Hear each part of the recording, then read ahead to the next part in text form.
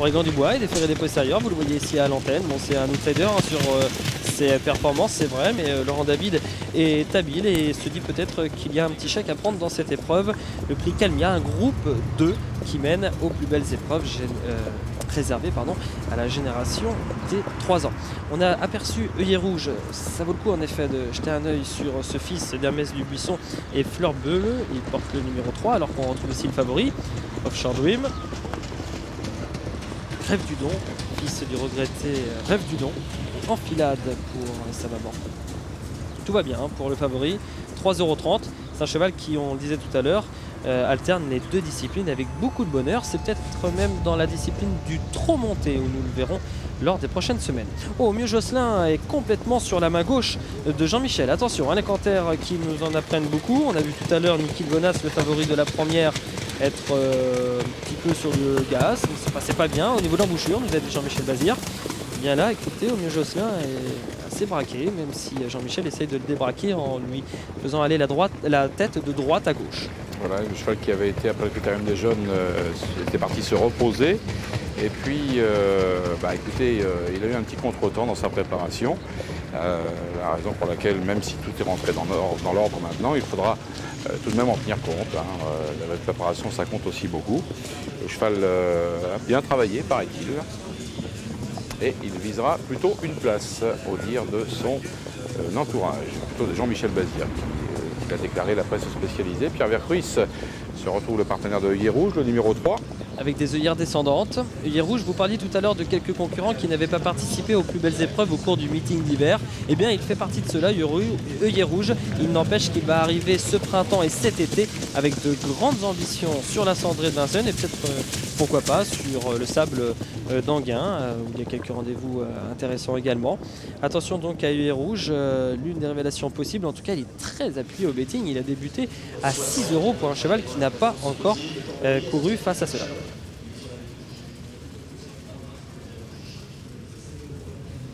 On se regroupe pour ce prix Calmia. Le départ est imminent. Dernière minute, 2 dernières minutes avant le départ de cette très belle compétition qui va donc se disputer sur 2175 mètres. La grande piste. OJP Vinoir, le classique de l'épreuve est au départ. Le tenant du titre du Critérium des Jeunes retrouve quelques-uns de ses adversaires les plus huppés, notamment Offshore Dream.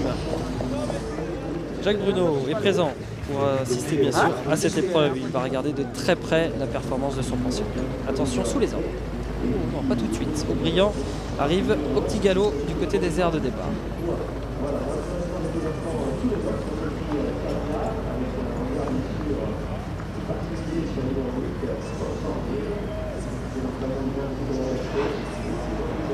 Au départ, 5, 4, 3, 2, 1.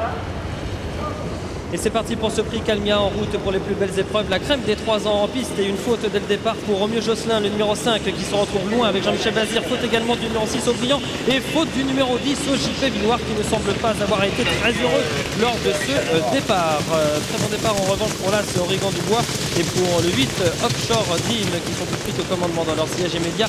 Nous allons retrouver Osiris de Corbury qui va venir à l'extérieur du numéro 3 œillet rouge. Des disqualifications en début de course donc notamment pour le numéro 5 au Mieux Josselin, on s'y attendait. Christophe Chalon prend désormais l'avantage avec Osiris de Corbury, disqualification du numéro 10 OJP Vinoir et du numéro 6 Aubryon, des favoris éliminés dès le départ de cette épreuve. Osiris de Corbury et Christophe Chalon ont l'avantage pour aborder la plaine. On vient à son extérieur avec Offshore Dream. Une 3e position pour Oregon du Bois. 4e œillet rouge associé à Pierre Vercruis. Ces 4 chevaux qui sont suivis pour le moment par Onward Duclos qui porte le numéro 2 et Franck Anne est patient au sulky Donou Madrid. Il est 6e. On a repris en tête avec Christophe Chalon, c'est pourquoi Jean-Philippe Borodachko va propulser en tête Offshore Dream, associé donc à Jean-Philippe Borodachko, son entraîneur. En tête, dans son sillage immédiat, nous retrouvons Osiris de Corbury qui est le numéro 9, Christophe Chalon, dans son sillage également l'As Oregon du Bois.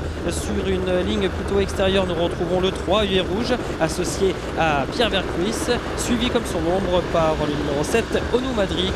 On est revenu avec Oliver Day et on est revenu côté corde avec le 2, Onward Duclos.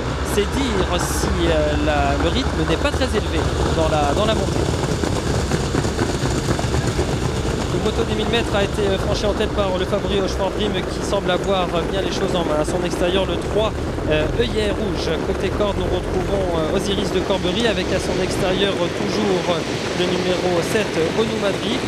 On vient sur une troisième ligne avec Aurigan Dubois et à toujours à son intérieur le numéro 2 Onward Duclos.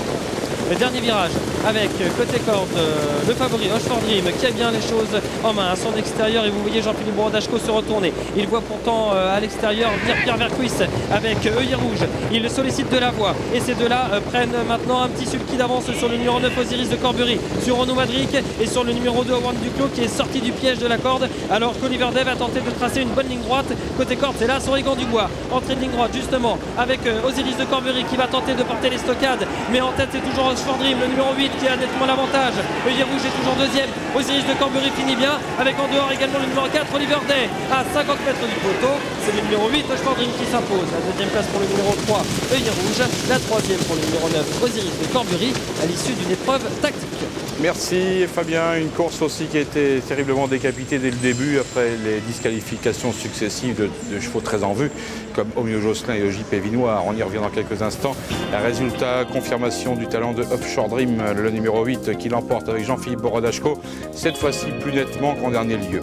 Révélation avec œillet rouge qui monte en puissance au fil des sorties, confirmation du talent également de Osiris de Corbery et bon retour de Oliver Day, le numéro 4 qui a pris la 4e place de cette épreuve. C'est pas mal du tout pour l'avenir, ça aussi.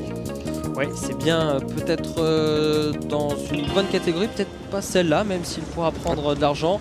Mais franchement, on a l'impression que cet Oshford Dream, même s'il a bénéficié de circonstances avantageuses, notamment avec un départ catastrophique pour Aubriand, qui n'a pas arrangé les affaires, j'ai l'impression, de JP Vinoir. Regardez, Aubriand qui est bien parti, hop, et qui oh là, fait une faute. Ah oui, complètement gêné. Par ricochet qui jette, ah ouais, très malheureux. Jette son adversaire. Il n'a pas voulu gêner sur sa gauche, Joss, et il a gêné sur sa droite. Qui arrive avec également Gallo. Également. Voilà donc les principaux trotteurs en vue de la course, on va dire, où une grosse partie d'entre eux a disparu. Dans la pleine accélération du numéro 8, même plutôt en montant maintenant, c'est Oshford Dream qui vient s'installer en tête, profitant du manque de train pour prendre une tête et corde, le commandement. Et on sent que Christophe Chalon a envie qu'il y ait un bon dos devant lui. C'est vrai, Christophe Chalon, on va le trouver. Ce très bon dos, c'est Oshford Dream, Jean-Philippe Brodachko, ayant bien entendu les disqualifications signifiées par les commissaires, vous l'avez entendu là aussi d'ailleurs, eh bien se dit que finalement, tête et corde extra, il va pouvoir contrôler les opérations facilement. C'est ce qu'il fait. Intersection des pistes, il voit Pierre Vercuis venir à son extérieur. Pierre Vercuis qui va solliciter de la voie œillet rouge, mais ce ne sera pas assez pour surprendre Oshford Dream qui a vraiment très bien couru aujourd'hui. Accélération subite, ils prennent aussitôt une longueur d'avance sur leurs adversaires. Œillet rouge et Oshford Dream. Jean-Philippe Brodachko contrôle les opérations, très belle impression. Regardez, c'est battu, il est superbe. Ah, il est magnifique, ça déménage comme on dit. Et remarquez, il y en a un autre qui est bien aussi dans ce style, c'est Osiris de Corbery, qui a vraiment un très beau compas, comparable d'ailleurs à ce vainqueur brillant de notre prix Calmia, premier groupe de l'après-midi, groupe 2, remporté donc par ce trotteur qui a confirmé son récent court succès. On revoit la ligne